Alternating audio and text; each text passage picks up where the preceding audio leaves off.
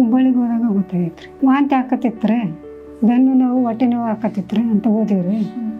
ಅವರು ಮತ್ತೆ ಇದು ಚೆಕ್ ಮಾಡಿ ಎಲ್ಲ ಇದು ಮಾಡಿ ಹಂಗೈತೆ ಅಂತ ಹೇಳಿದ್ರು. ಈಗ ಒಂದು 7 ತಿಂಗಳು ಆತ್ರಿ ನಮ್ಗೆ ಹೊಟ್ಟೆ ನೋವು ಬೆನ್ನು ನೋವು ಬರಕತ್ರಿ.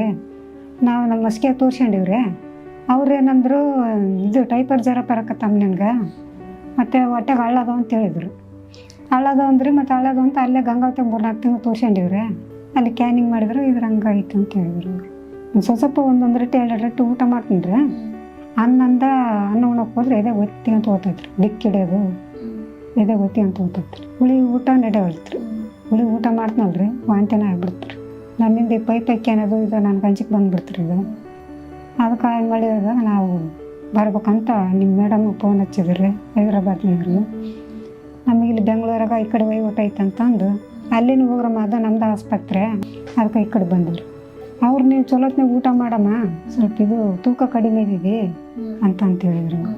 ಮಂಜುಳಾ ಬಸವರಾಜ್, ತುಮಕೂರಿಂದ ಮ್ಯಾಮ್. 34 2019 ಗೊತ್ತಾಗಿದ್ದು. ಸೊ ಅವಾಗಿಂದನೂ ಸರ್ವೆ ಮಾಡ್ಕೊಂಡು ಬರ್ತಾನೆ. ಸಿಂಪ್ಟಮ್ಸ್ ಅಂದರೆ ಲಮ್ ಗೊತ್ತಾಗ್ತಾ ಇತ್ತು, ಫೀಲ್ ಆಗ್ತಾ ಇತ್ತು ಲೆಫ್ಟ್ ಸೈಡು ಆ್ಯಸಿಟಿಸ್ ಹಾಗೆ ಫೀಲ್ ಆಗ್ತಾ ಇತ್ತು. ಅದರಿಂದ ಹೋಗಿ ಚೆಕ್ ಮಾಡಿಸ್ಕೊಂಡಾಗ ಬ್ರೆಸ್ಟ್ ಕ್ಯಾನ್ಸರ್ ಅಂತಾಗಿದ್ದು. ಕ್ಯಾರೋಸ್ಟೋಮಾ ಅಂತೇಳಿ ಲೆಪ್ಟಾಕ್ಟಮಿ ಟೈಪ್ ಮಾಡಿದ್ರು. ಸೊ ಅದು 1000 ಒಬ್ಬರಿಗೆ ಅಂತೆ ಆ ಟೈಪ್ ಬರೋದು.